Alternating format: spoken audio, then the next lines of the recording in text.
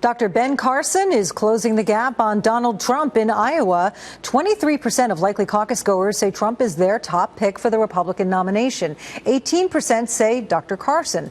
The Fox News political insiders are back. Pat Caddell, Doug Schoen, and John LeBoutillier. Thank you all for joining us again.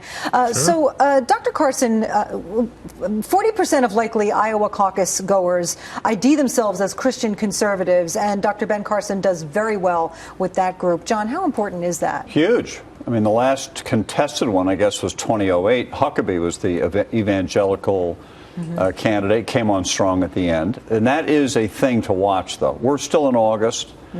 Things are moving, but we have a long way to go. I think this isn't going to happen until late January, early February, and often someone can come on at the end. But the big news here is these two guys have blown away the rest of the field. Yeah. Jeb Bush, I think, in this poll is in 8th place.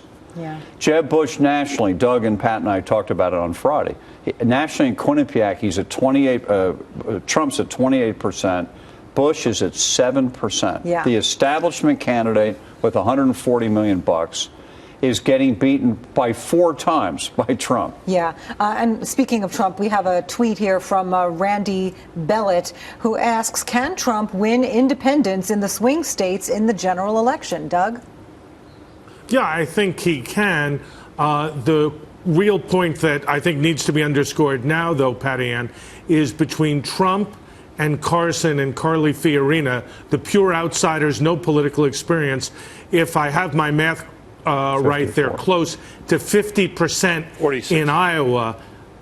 46, so pretty close.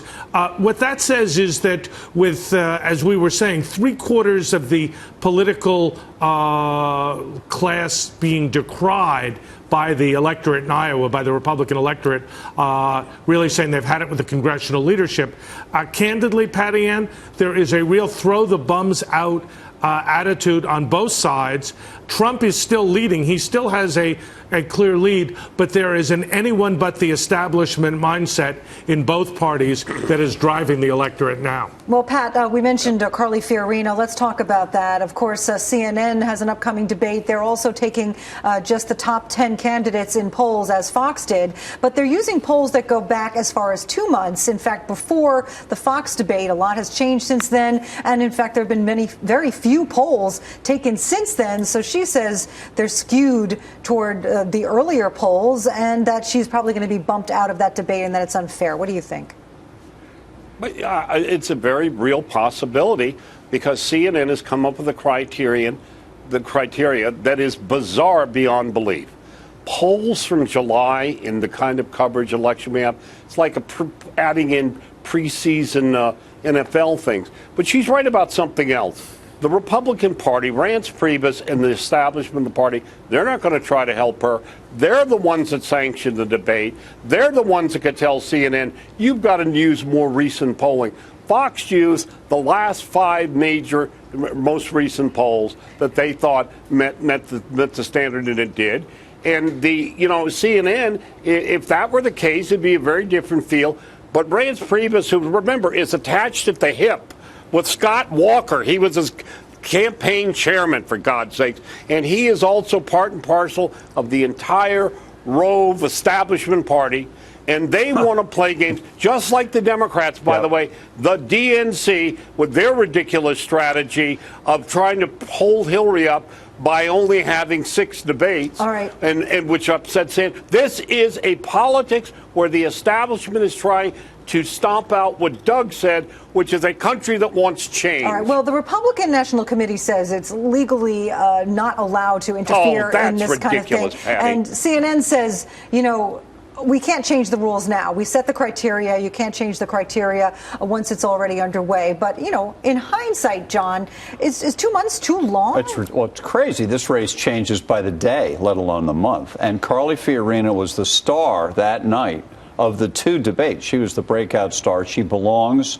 I think if we polled Republicans around the country, I would bet you 85% of them would say Carly Fiorina should be in the main CNN debate on September 16th. Well, so now, she should be in there. If they need to have 11 of them in there. If that's what they need to do. All right, Doug, some people say, look, this isn't hurting her at all. Look at how much attention she's getting. We're talking about her right now.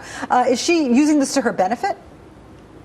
Well, she is using it to her benefit, but I can tell you, Patty Ann, if she is excluded from the CNN debate, as appears certainly possible now, that will hurt her.